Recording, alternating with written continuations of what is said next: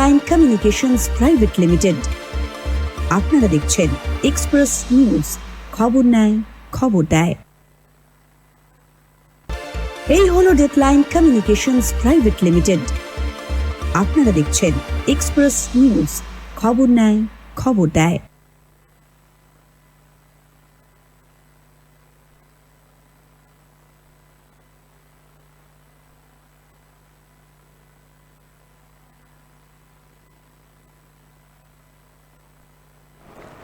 नमस्कार। Express news के इस विशेष कार्यक्रम लोकसभा और दखलदारी में आप सबका हार्दिक अभिनंदन और स्वागत करता हूं।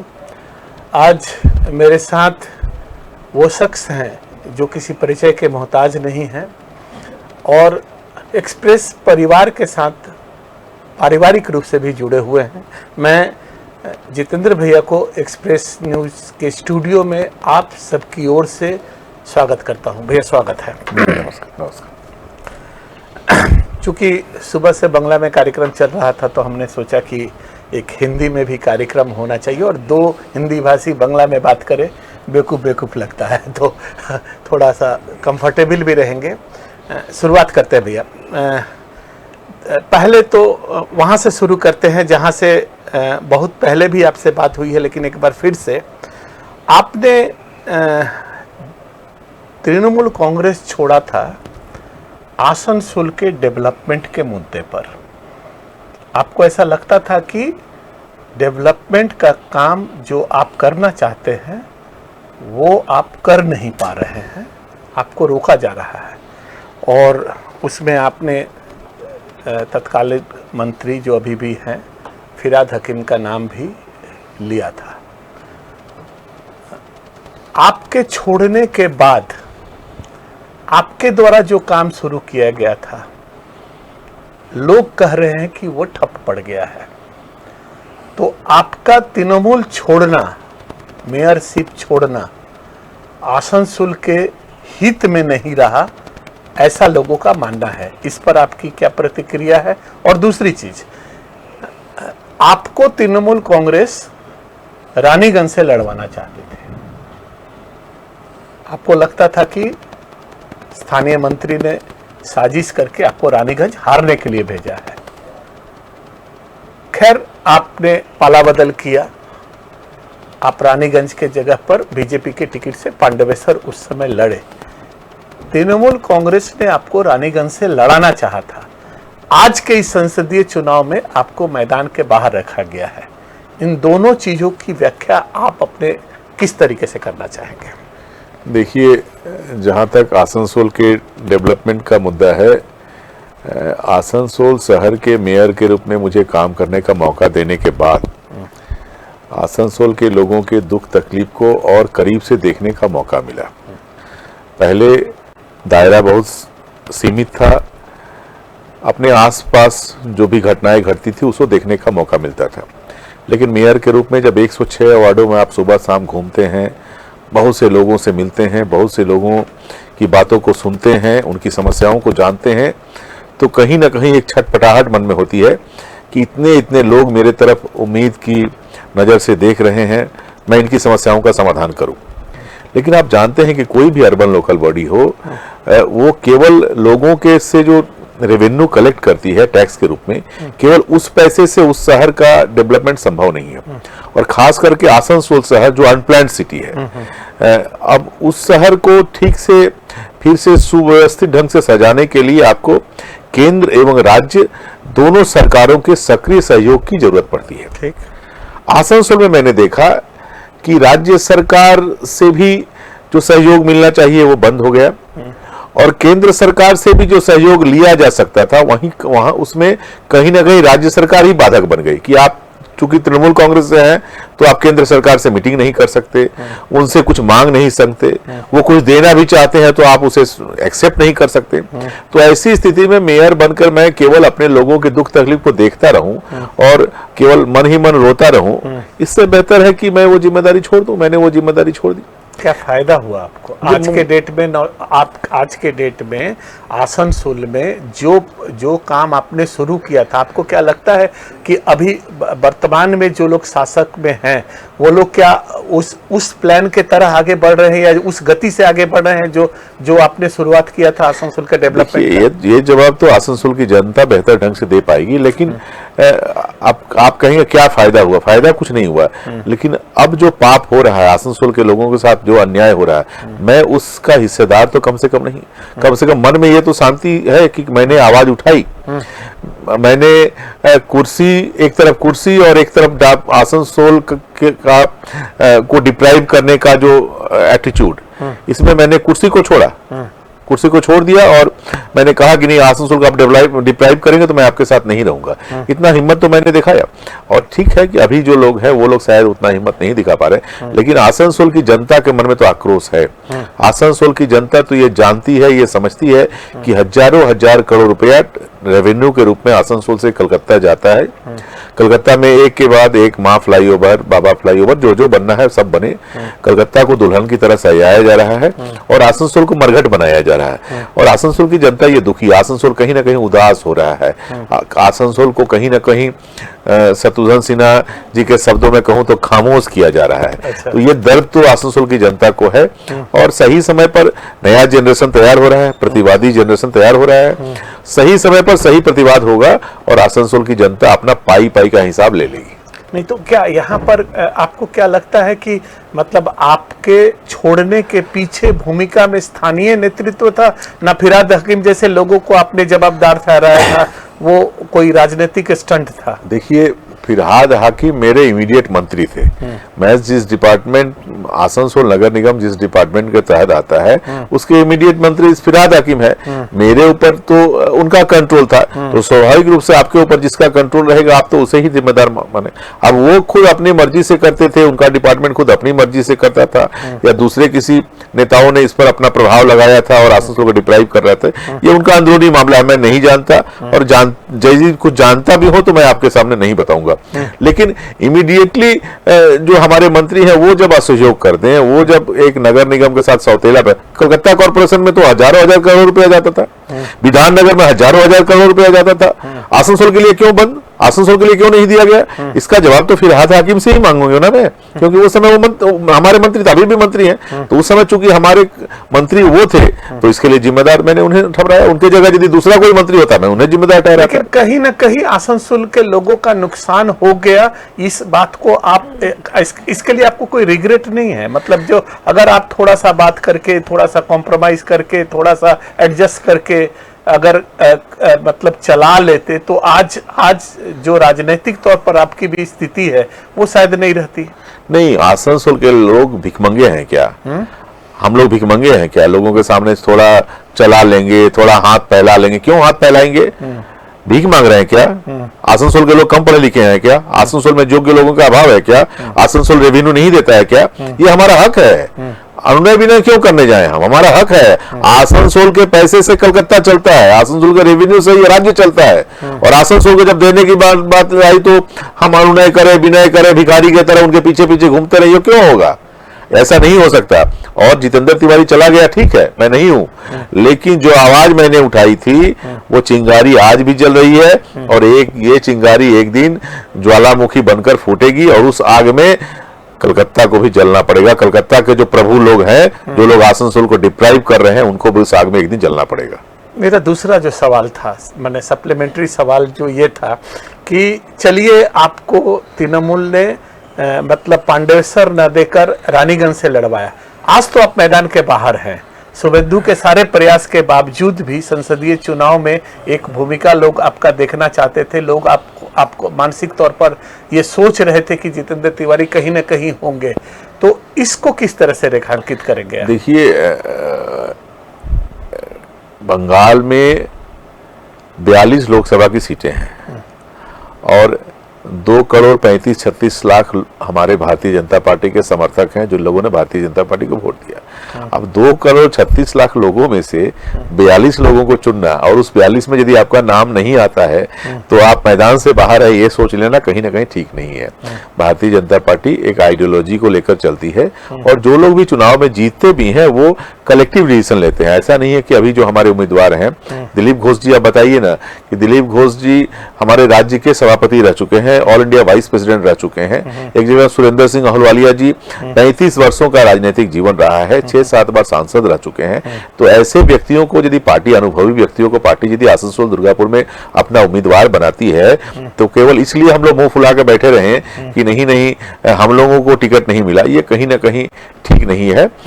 सही समय पर सही निर्णय पार्टी लेती है, और चुनाव में लड़ने का मौका नहीं मिला ये सच है, लेकिन कुछ ना कुछ तो काम पार्टी देती है, वो काम करना है। पार्टी समय समय पर हर व्यक्ति के लिए, हर कार्यकर्ता के लिए अलग अलग रोल क्या करूं ठीक कर देती है। और केवल मैं क्यों, आप देखेंगे हजारों हजार हमारे पार्टी के नेता जो लाइमलाइट में नहीं आते, जो टीवी के पर्दे पर नहीं आते, वो पर्दे के पीछे से पार्टी के लिए काम कर रहे हैं, हमारे उम्मीदवारों को जिताने के लिए काम कर रहे हैं। तो मैं भी उसी में हूँ, काम कर रहा हूँ, और मैं संतुष्ट हूँ इस भूमिका से। चलिए, आप इस पर मैंने प्रोमो में चलाया था कि কিছু অস্বস্তিকর প্রশ্ন আপনার কাছে করব, क्योंकि आप बहुत ज़्यादा स्वस्ति में नहीं है। मैं आऊँगा उस पर। एक इसी से रिलेवेंट एक प्रश्न पूछ लूँ कि अभी हाल फिलहाल आपने देखा होगा कि मिठुन चक्रवर्ती आए थे आपके आसनसोल में, और नेत्री जब कभी कहीं कार्यक्रम करती हैं तो पहले तो आपके नेता जो शुभेंदु अधिकारी है उनको, और बाद में मिठुन चक्रवर्ती को, इन दो लोगों को वो एक विशेष शब्द गद्दार से संबोधित करती हैं, जिसका लेकर देव ने विरोध भी शायद विरोध में मुखर भी हुए थे। उसको लेकर तृणमूल के प्रवक्ता ने भी बहुत सारा चीज़ों का मतलब खुलासा किया था कि नेत्री का विरोध कर रहा है देव, और इसको लेकर एक विवाद खड़ा करने की कोशिश की गई। आलोचक ये कहते हैं कि तृणमूल कांग्रेस ने, नेत्री ने आपको सब कुछ दिया, मतलब आपको काउंसिलर से मतलब एमएलए बनाया, एमएलए से मेयर बनाया, मेयर से पार्टी अध्यक्ष बनाया। तो कहीं ना कहीं ये शब्द जो गद्दार है, ये आपके लोग भी आपके विरुद्ध में, आपके पीछे में कहते हैं। किस रूप में इसकी व्याख्या आप करेंगे कि ये गद्दार शब्द क्या है, और इसकी व्याख्या किस, और ये आप पर क्यों नहीं लागू होगा? क्या नहीं दिया नेत्री ने आपके साथ, उसके बाद भी आपने तृणमूल क्यों छोड़ा?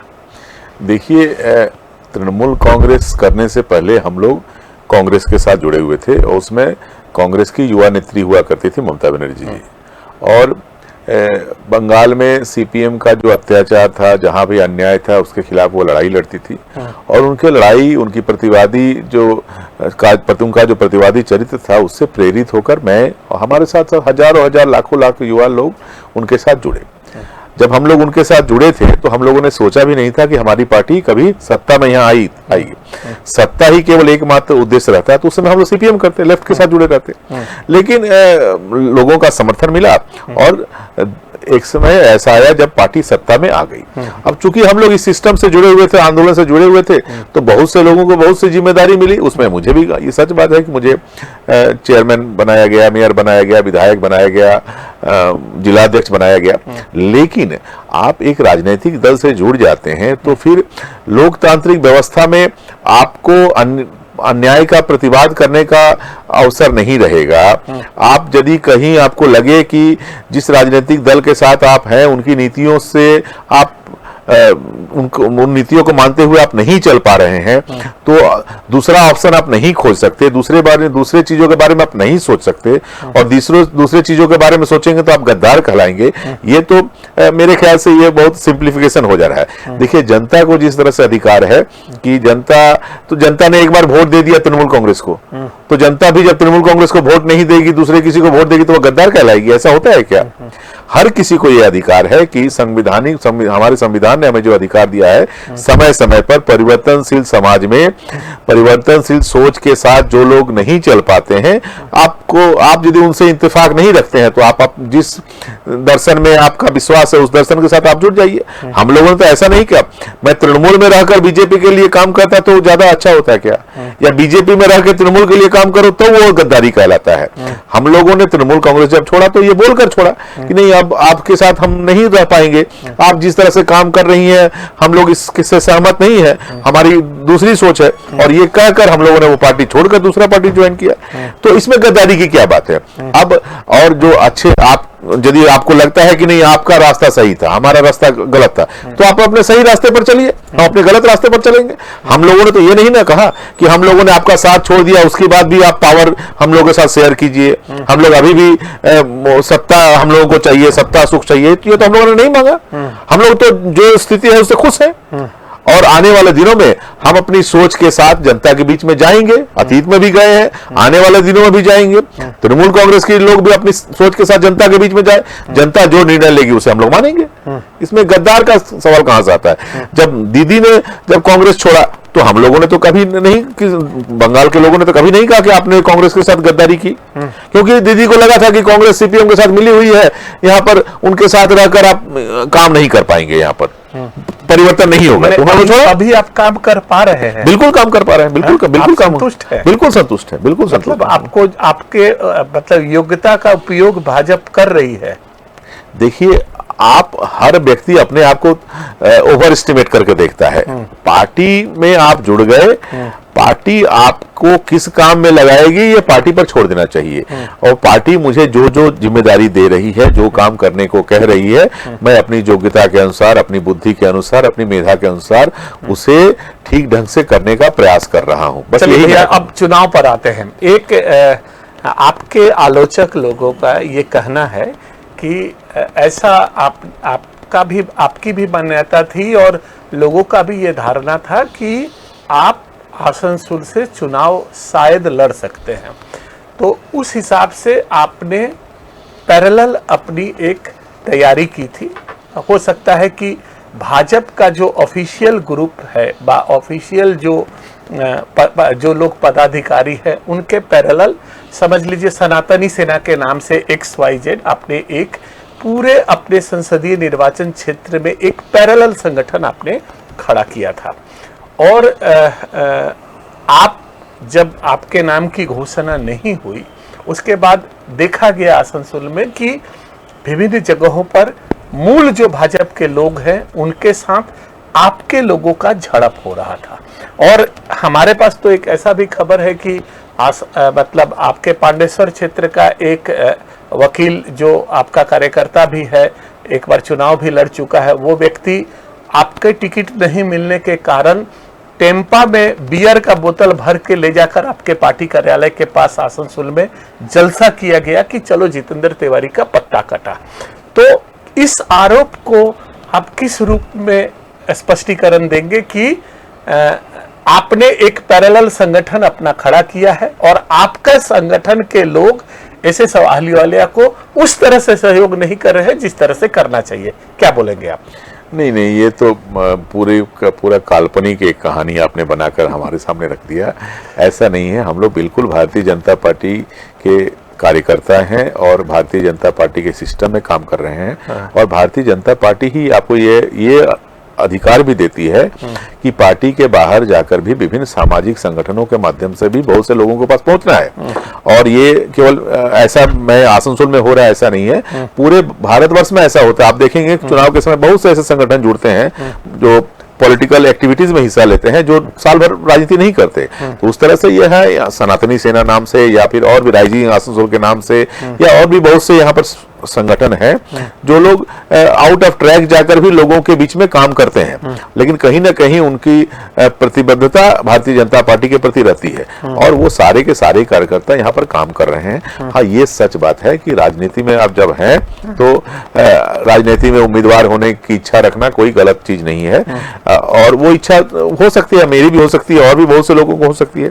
पार्टी किसी एक व्यक्ति को ही उम्मीदवार बनाती है, लेकिन पार्टी के उम्मीदवार बनाने के आपने देखा कि पहले जब पवन सिंह के नाम की घोषणा हुई तो उसके 2 मिनट के अंदर मैंने ट्वीट किया था। अहलुवालिया जी के नाम की घोषणा होने के साथ ही साथ हम लोगों ने दीवार लेखन, जुलूस, सब काम शुरू किया और अभी तक लगातार हम लोग काम कर रहे हैं।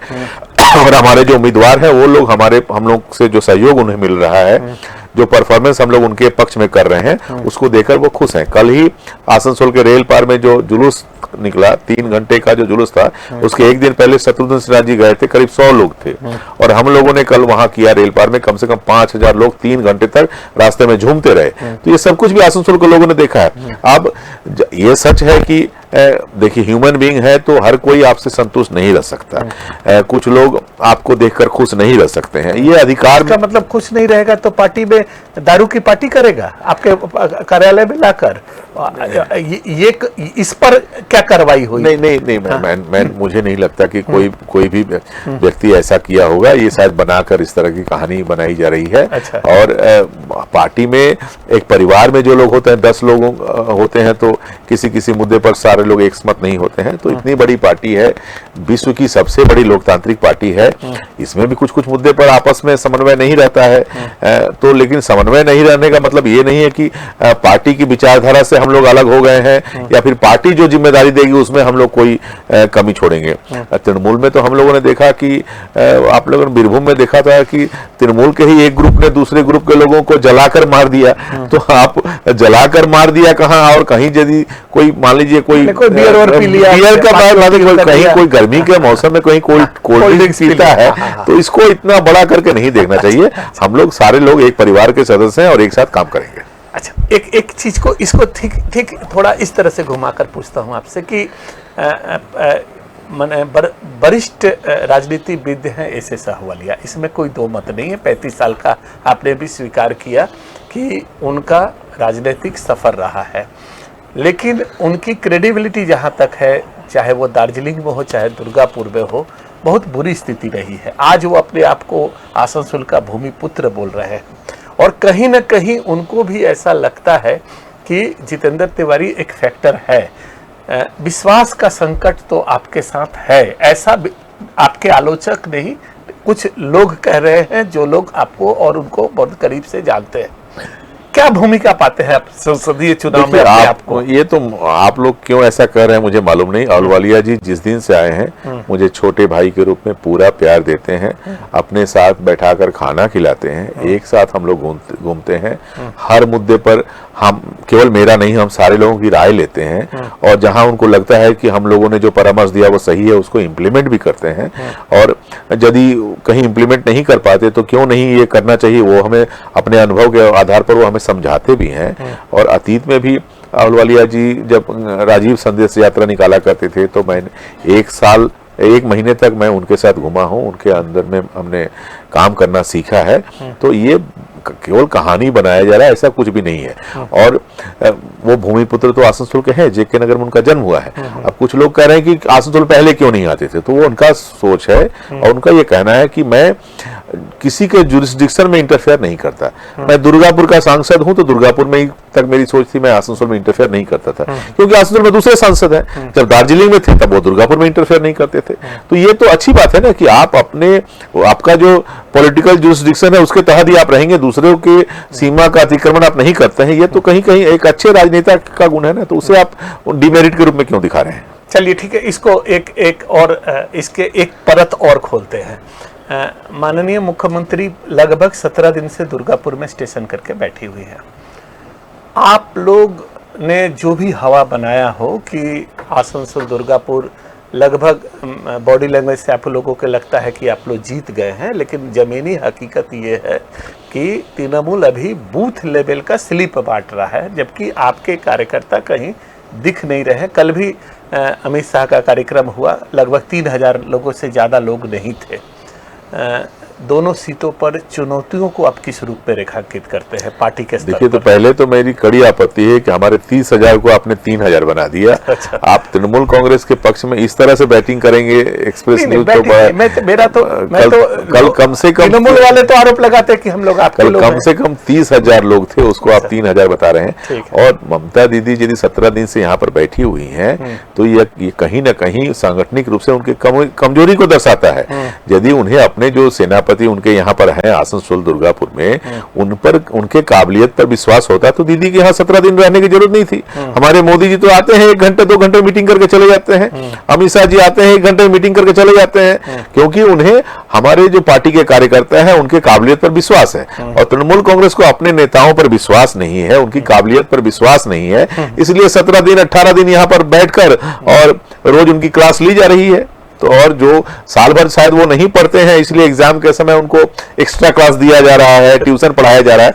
लेकिन हम लोग तो साल भर पढ़ने वाले लोग हैं, हमको तो एक्स्ट्रा क्लास की भी जरूरत नहीं है, ट्यूशन की भी जरूरत नहीं है। हम लोग सिलेबस अपना पढ़ते हैं और उसी सिलेबस को पढ़ के अच्छा नंबर से पास करेंगे। भैया आप अधिवक्ता हैं, आपसे मतलब आलोचना में सकना मुश्किल है, लेकिन चलिए इसको और एक परत खोलकर बताते, जैसे कमल की पंखुड़ियां खोली जाती है। मैं आपसे ये पूछना चाहता हूँ, चलिए आसनसोल के सीट पर बात करते हैं।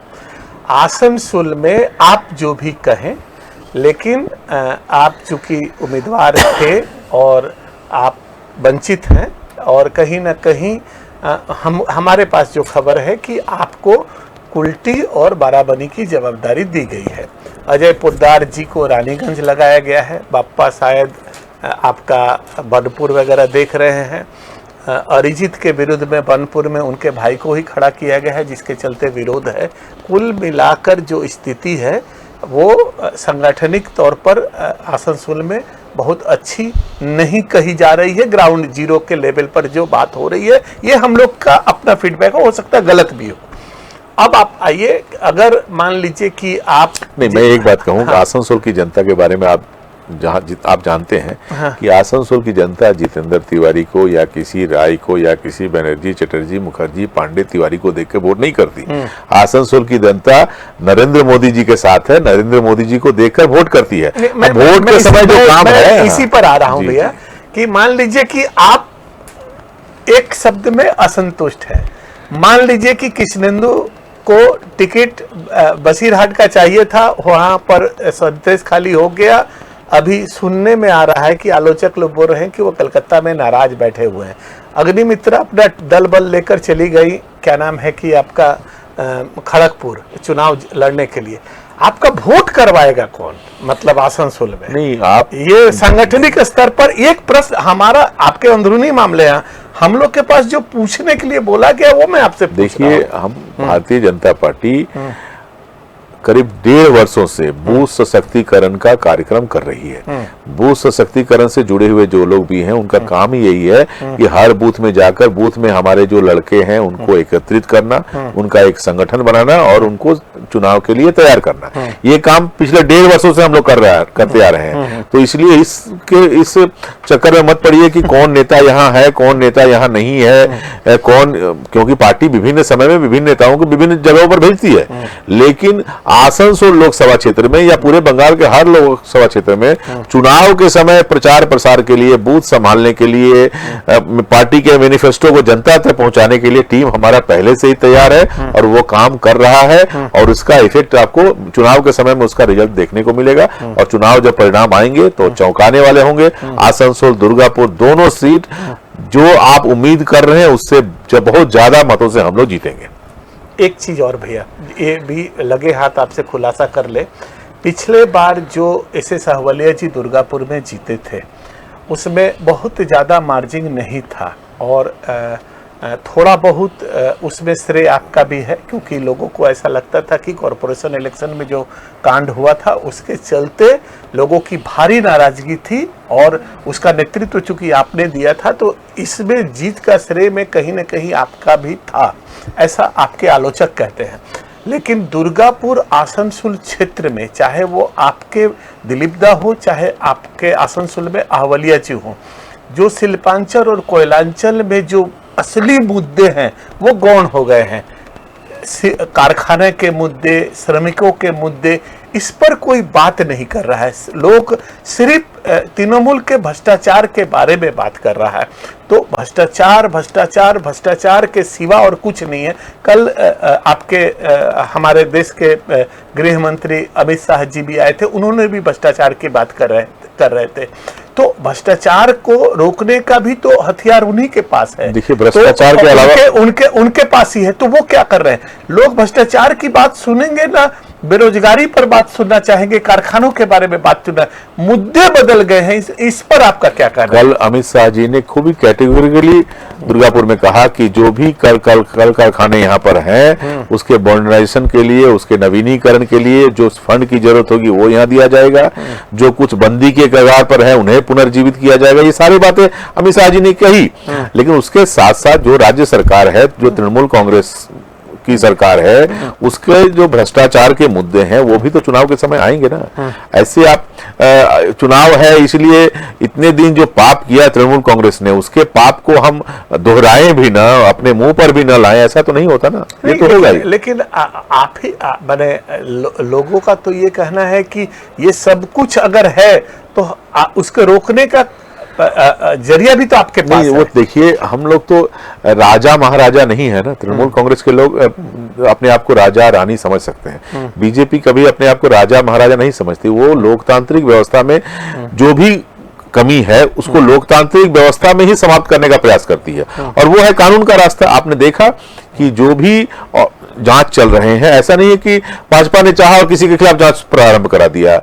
हाई कोर्ट या कभी सुप्रीम कोर्ट का निर्देश आया, निर्देश के तहत ही कोर्ट के मॉनिटरिंग में ये पूरी जांच की प्रक्रिया चल रही है, और साक्ष्य पूरा जुटाने के बाद जो अरेस्ट वगैरह है वो भी हो रहा है। ऐसा नहीं है कि भारतीय जनता पार्टी तृणमूल को पसंद नहीं करती इसलिए जिसको मन उसको ही जेल में भर देगी, ऐसा नहीं होता है।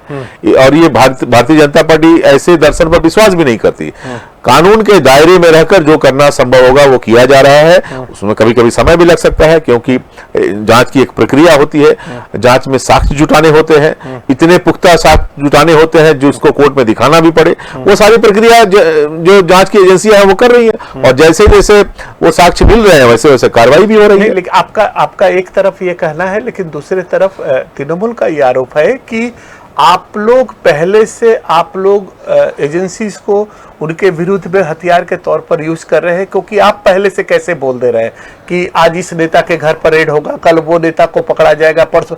और आप पर तो ये आरोप है कि आप मतलब एनआईए के, वो मामला क्या है, मतलब एनआईए के डायरेक्टर से आपने कुछ बैठक किया था जिसको लेकर तृणमूल में क्या प्रतिक्रिया है? बहुत ज्यादा नहीं, भाजपा वाले डर गए हैं कि कम से कम अब डायरेक्ट आप अमित शाह को डील कर रहे हैं, क्या बोले? उस मुद्दे पर हमारे वेस्ट बंगाल के जो प्रेसिडेंट है सुकांतो मजूमदार, विरोधी दल नेता शुभेंदु अधिकारी और पार्टी के ऑफिशियल स्पोक्स पर्सन श्रमिक भट्टाचार्य, तीनों ने पार्टी का जो स्टैंड है वो ऑलरेडी मीडिया को बता दिया है। अब अलग से मुझे कुछ उस मुद्दे पर बताने की जरूरत है। उन्होंने जो आप चूंकि आपको हम लोग मैं तो भारतीय जनता पार्टी के कार्यकर्ता ही हूँ ना, तो जहां पार्टी अध्यक्ष जब बोल देते हैं, विरोधी दल नेता बोल देते हैं, पार्टी के चीफ व्हिप बोल देते हैं, वहां पर फिर अलग से व्यक्तिगत रूप से कुछ बोलने की जरूरत नहीं पड़ती।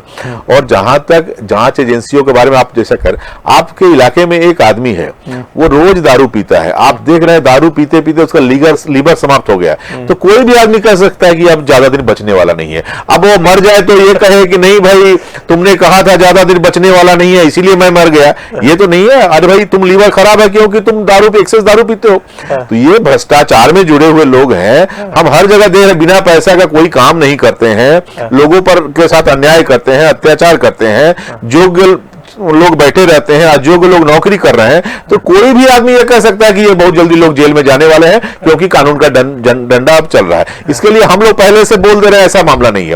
ये आप भी बता सकते हैं, कोई भी बता सकता है। समाज में जो हम लोग देख रहे हैं वो हम लोग बोल रहे हैं। नहीं, लेकिन एक चीज तो है भैया, एक कंबल कांड हुआ था, आपकी भी जेल यात्रा हुई थी, 20 दिन शायद लगभग आपने भी किया था। इसके बाद से ऐसा आरोप भी ऐसा है कि लोग ऐसा बोलते हैं कि जो मलदा की स्थिति, मतलब आप समझ लीजिए कि तृणमूल में है, उसी तरह से बीजेपी में आप बहुत ज्यादा मुखर नहीं है मलदा के विरुद्ध में। मलदा के ऊपर आरोप है कि वो बीजेपी के विरुद्ध में बहुत ज्यादा नहीं बोलते हैं। कुछ पैचअप हो रहा है क्या आप लोगों का? देखिए मैं आसनसोल में जन्म लिया हूँ और हमसे सीनियर हैं, आसनसोल में राजनीति में हमसे सीनियर हैं। जब हम लोग तृणमूल कांग्रेस में थे तो आपस में आगे बढ़ने की एक होड़ थी, वो हमसे सीनियर नेता थे, मैं भी और बड़ा बनना चाहता था, उनसे और आगे बढ़ना चाहता था। पॉलिटिक्स में ये चलता है, ठीक है। अब मैं भारतीय जनता पार्टी में हूं, तो दो व्यक्तियों के बीच में तो कोई कंपटीशन रहा ही नहीं ना। अब मैं क्यों कंपटीशन करने जाऊंगा? हमारी लड़ाई तृणमूल कांग्रेस से है, हमारी लड़ाई पूरी तृणमूल कांग्रेस। तो बाबुल सुप्रियो से भी कोई कंपटीशन नहीं था, लेकिन आप बाबुल सुप्रियो को गाये बगाए गरियाते रहते थे। बाबुल सुप्रियो जब मैं तृणमूल कांग्रेस में था, बाबुल सुप्रियो भाजपा में थे और भाजपा के चेहरे थे, तो स्वाभाविक रूप से भाजपा से जब लड़ने जाएंगे तो सामने उनका ही चेहरा आ जाता था। लेकिन अब मैं मलय घटक जी से हम लोग क्यों लड़ने जाए? लेकिन जहां तक उनकी कार्य पद्धति में जहां तक यदि हमें कुछ कमी मिलेगी, हम उसका जरूर प्रतिवाद करेंगे। आसनसोल के डेवलपमेंट के मुद्दे पर हम जरूर उन्हें घेरने का प्रयास करते हैं कि आप मंत्री रहते हुए भी आसनसोल की उन्नति क्यों नहीं हो रही है, आप मंत्री रहते हुए भी आसनसोल को क्यों वंचित किया जा रहा है। ये प्रश्न तो हम उनसे पूछते ही हैं, बिल्कुल पूछते हैं। लेकिन व्यक्तिगत स्तर पर हम उनके खिलाफ क्यों बोलने जाए, क्यों बोले? हम ह्यूमन बीइंग है ना, इसी समाज में हम पले बड़े हुए हैं और उनके साथ ही हम लोगों ने राजनीति किया है। कहीं ना कहीं वो हमारे सीनियर नेता थे, उनके अंडर में हम लोगों ने राजनीति किया। तो व्यक्तिगत उन पर मैं लांछन क्यों लगाऊं? जहां तक एज मंत्री वो जो काम नहीं कर पा रहे हैं, राज्य सरकार, तृणमूल कांग्रेस की राज्य सरकार जो काम नहीं कर पा रही है, वहां पर आसनसोल के लोगों के पक्ष में वो खड़े नहीं है। ये मुद्दा तो हम लोग बार बार कहते हैं, ये उनका अपराध है। लेकिन व्यक्तिगत रूप से मलय घटक जी देखने में काले हो गए हैं या उनका वजन कम हो गया, ये तो हम लोग नहीं कहेंगे। चीज जो जितनी सद्भावना के साथ आप मलय घटक के बारे में ये बात कर रहे हैं, ये तलखी तो हम लोगों ने आपके नरेंद्र के साथ नहीं देखा है। इतना सहानुभूति पूर्वक बात आपका नहीं, नरेंद्र से भी मेरी कोई व्यक्तिगत लड़ाई नहीं है। चूंकि देखिए, मैं पांडेश्वर में मैं विधायक था और वहीं पर हमसे ही चुनाव वो लड़े और चुनाव में मैंने जो परिणाम हुआ, किस तरह परिणाम हुआ आप जानते हैं। उसके बाद मेरा जो दर्द है, उसके बाद जो कार्यकर्ताओं पर जो कहर ढाया गया, इसके लिए मेरा थोड़ा उनके ऊपर गुस्सा है कि हमसे मेरी गाड़ी पर ईंटा चलाया जाता है, मुझे कोई दुख नहीं है। मुझे रोकने का प्रयास किया जाता है, मुझे कोई दुख नहीं है। मुझे जेल भेजा गया, कोई दुख नहीं है। लेकिन जो पार्टी के कार्यकर्ता हैं, जो गरीब है, मान लीजिए जो आउट पैचेज में जो काम करते थे, 12,000, 14,000, 15,000 रुपया, आपने तो गुस्से में उन्हें बैठा दिया काम से।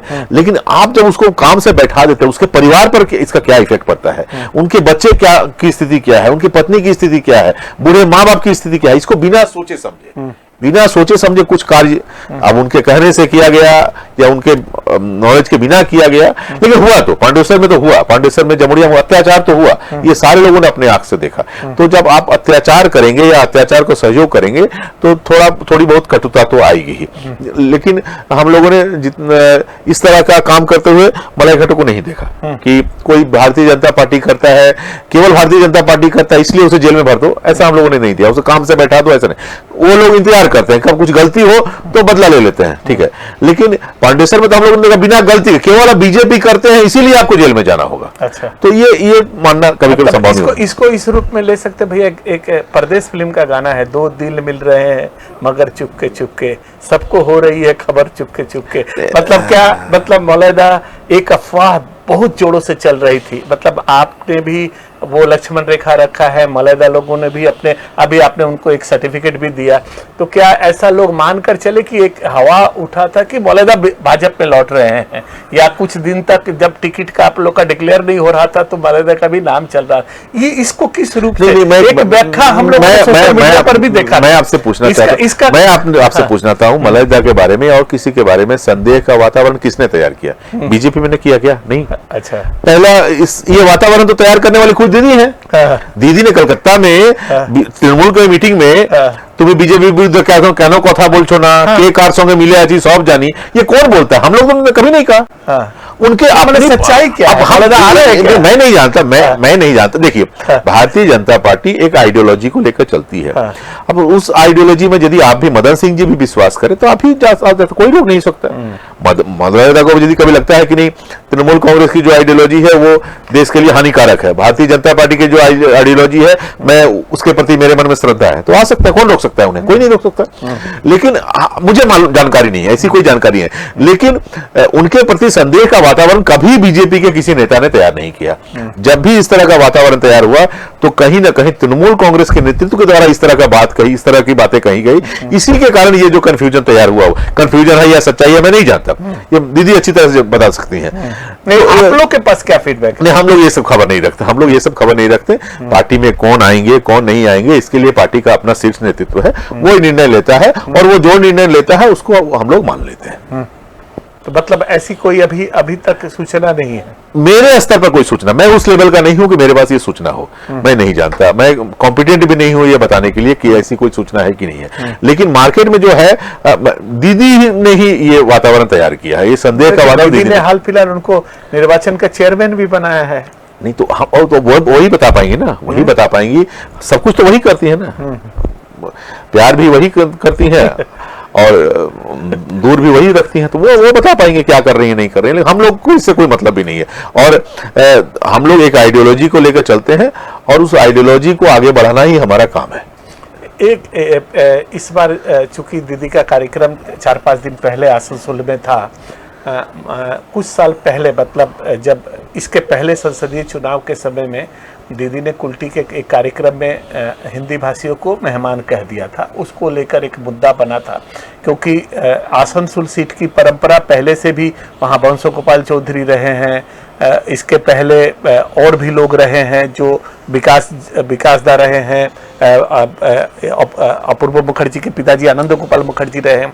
आज के डेट में आसनसोल क्षेत्र को हिंदी भाषियों का गढ़ कहा जाता है, और ऐसा माना जाता है कि हिंदी भाषी वोट वहां पर एक फैक्टर है। 28% हिंदी भाषी वोट वहां पर मायने रखते हैं।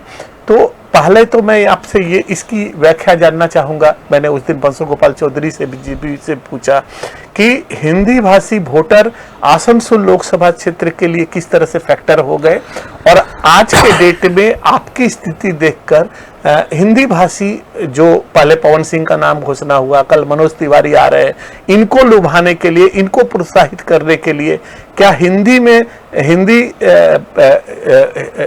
स्टार को उतार देने से होगा, ना उनकी समस्याओं को लोकसभा में कहने से होगा? किस रूप से आप इसको देखते हैं कि ये हिंदी भाषी सीट कैसे हो गया? पहले तो वहां बंगाली सांसद भी हुआ करते थे, और आज जो 28% लोग हैं वो क्यों आपके भाजपा को वोट देंगे या तृणमूल को वोट देंगे? क्या फैक्टर, क्या काम कर रहे हैं? देखिए, मुझे लगता है कि तृणमूल कांग्रेस बहुत चतुराई के साथ समाज में हिंदी भाषी बांग्ला भाषियों को बांटने का प्रयास करती है। अब जो हिंदी भाषी बंगाल में बचे हैं, अब ये समय आ गया है, पिछले 5 वर्षों से हम लोग कर रहे हैं कि उन हिंदी भाषी लोगों को भी बांग्ला सीखने का मौका देना चाहिए। ठीक, वो सीखने का मौका नहीं देना चाहिए, विद्यालयों में पढ़ने का मौका भी देना चाहिए। हम लोगों ने पिछले 10 वर्षों से ये मांग उठाई कि प्राइमरी से लेकर हर हिंदी भाषी स्कूल में कम से कम एक सब्जेक्ट बांग्ला जरूर पढ़ाया जाए, जैसे पहले पढ़ाया जाता था। और उसके बाद 2-5 वर्षों में ऐसा माहौल बन जाएगा कि जब हिंदी भाषी लोग भी बांग्ला एक सब्जेक्ट जानेंगे तो हिंदी भाषी बांग्ला भाषी का कोई विभाजन ही नहीं रहेगा। उस समय ये जो निर्णय राज्य सरकार से कभी कभी लेती है कि WBCS एग्जाम में बांग्ला में ही देना पड़ेगा, या ये सारे निर्णय उस समय आप ले सकते हैं। आप पहले पढ़ने का मौका दे दीजिए 4-5 साल के लिए, फिर बच्चे पढ़ लेंगे, उसके बाद आप वो मौका दीजिए, ठीक है, लेकिन बिना वो किए हुए। और दूसरा और जो लाभ होता है कि हर हिंदी भाषी स्कूल में यदि 1-2 टीचर हर क्लास में बांग्ला भाषी रहते तो कम से कम 15-20 हजार बांग्ला भाषी बच्चों को या लड़कों को जो ग्रेजुएट है, मास्टर डिग्री उनको नौकरी भी मिलती।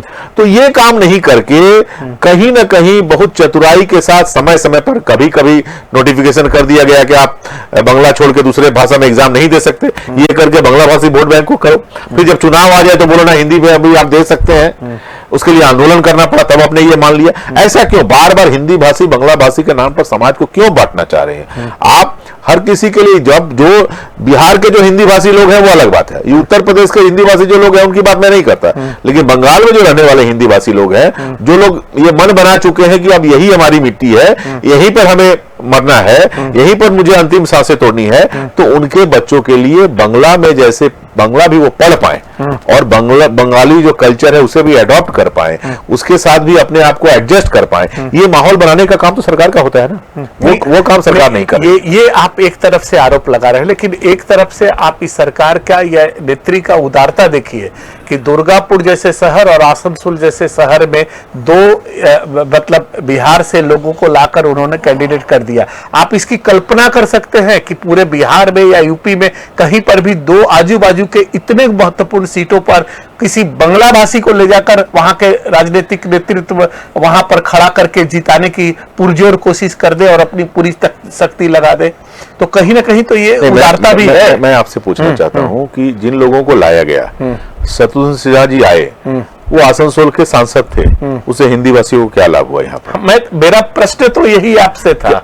आप कीर्ति आजाद जी आए, पूर्व क्रिकेटर हैं, मैंने कल नेट में सर्च किया कि केवल 7 टेस्ट मैच खेला है और 21 वनडे खेला है, तो कौन सा वो तीर मार लेंगे यहाँ पर? और ऐसे लोगों को लाया गया बिहार से, ऐसे लोगों को लाया गया जो बिहार में अपनी राजनीति में फेल कर चुके हैं, वो जीते हुए नहीं थे ना।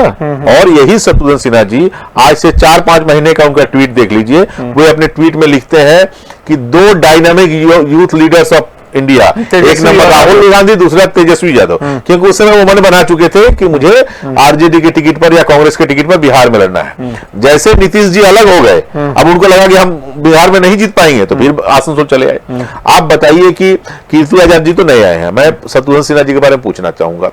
छठ पूजा आया, वो दिखाई दिए, दुर्गा पूजा में आते हैं, काली पूजा में आते हैं, लेकिन छठ पूजा के दिन ही जब एक अंकित मिश्रा डूबकर मर जाता है, उसके घर में नहीं जाते हैं। दुर्गा पूजा के समय कहीं जब आग लग जाता है, जो लोग झुलस जाते हैं, वहां नहीं जाते हैं। काली पूजा के समय जब कोई दुर्घटना घट जाती है, 5 लोग मर जाते हैं, वहां आप नहीं जाते हैं। तो वो सुख में तो आसनसोल की जनता के साथ रहते हैं, दुख में आसनसोल की जनता के साथ नहीं है ना वो। और नहीं, और दूसरी बात है कि वो कभी आज तक उन्होंने ये स्वीकार नहीं किया कि आसनसोल की जनता ने मुझे जिताया। बार बार कहते हैं, कभी कहते हैं मुझे मैजिक मैन ने जिताया, कभी कहते हैं मदारी मैन ने जिताया, कभी और किसी मैन ने जिताया, लेकिन आसनसोल की जनता ने मुझे जिताया है, ये आज तक उन्होंने नहीं कहा। जीतने के बाद भी आसनसोल की जनता उनसे मिलना चाहती है, आज तक स्थायी अपना पता नहीं बनाया वहां उन्होंने। ग्रैंड होटल का कुछ आप बताइए, मैं ये नहीं जानता, लेकिन आप बताइए आसनसोल की जनता अपने सांसद के मिलने के लिए आसनसोल के हर होटल में खबर लेती रहेगी।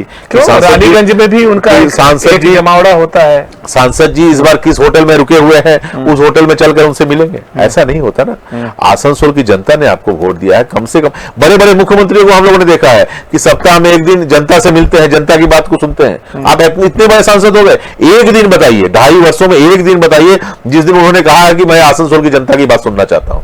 आप कुछ बताना चाहते हैं, आगे बताइए। उनको अपनी बात बताने के लिए आपको उस इलाके के तृणमूल कांग्रेस के नेता के पास जाना पड़ेगा, जो पहले सीपीएम का सिस्टम हुआ करता था कि पहले लोकल कमेटी, जोनल कमेटी, उसके बाद आइए।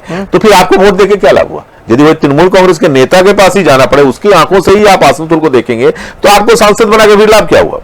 तो ये हिंदी भाषी 2 उम्मीदवार हैं, इससे हिंदी भाषियों का बहुत भला हो जाएगा, ऐसा नहीं है। यदि सही में हिंदी भाषियों का भला यहाँ का सरकार करना चाहती है, तो हर हिंदी भाषी स्कूल में, हर उर्दू भाषी स्कूल में प्राइमरी से एक सब्जेक्ट बांग्ला पढ़ना कंपलसरी कराए।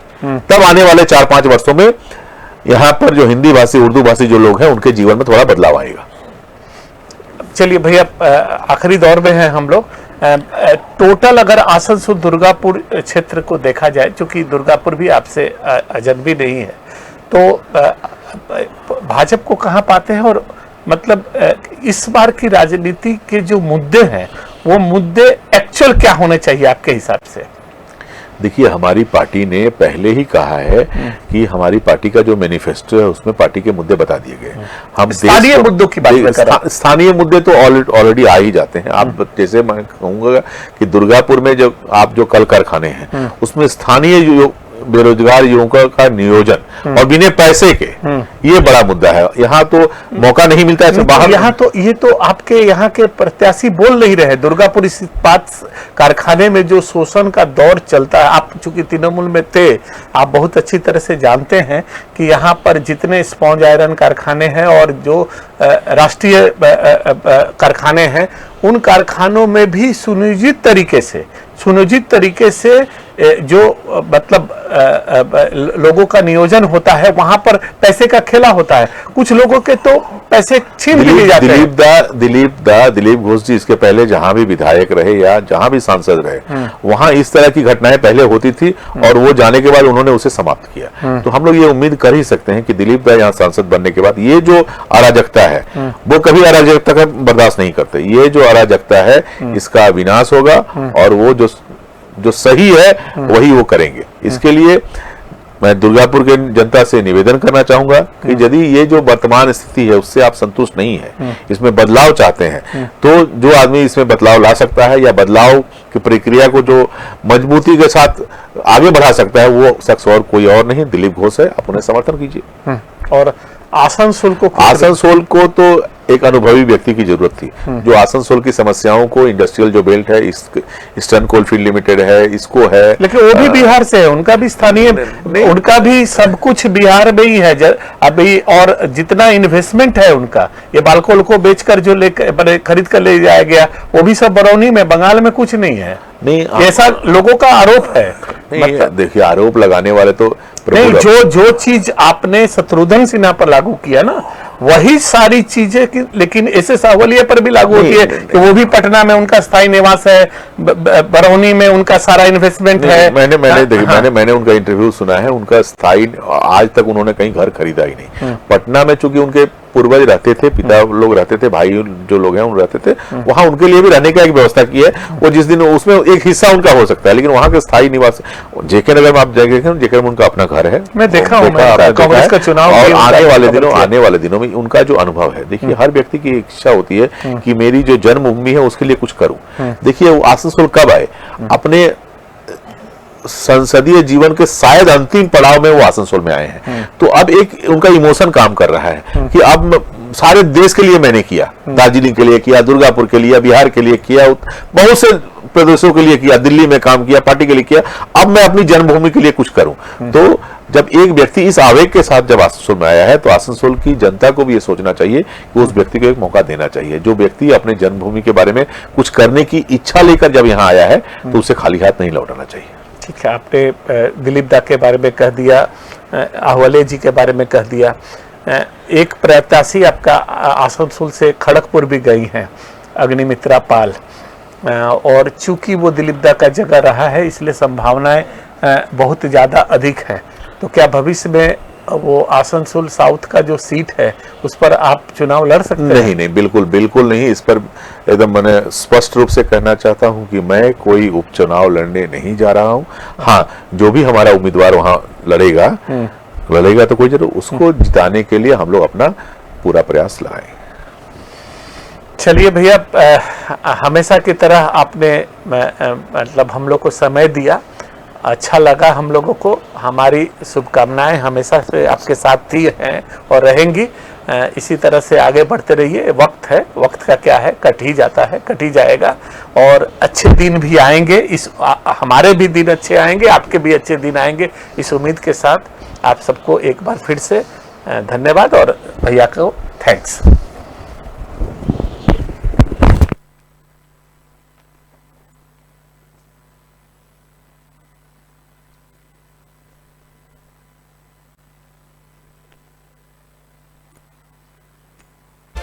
এই হলো ডেডলাইন কমিউনিকেশনস প্রাইভেট লিমিটেড। আপনারা দেখছেন এক্সপ্রেস নিউজ, খবর নেয়, খবর দেয়।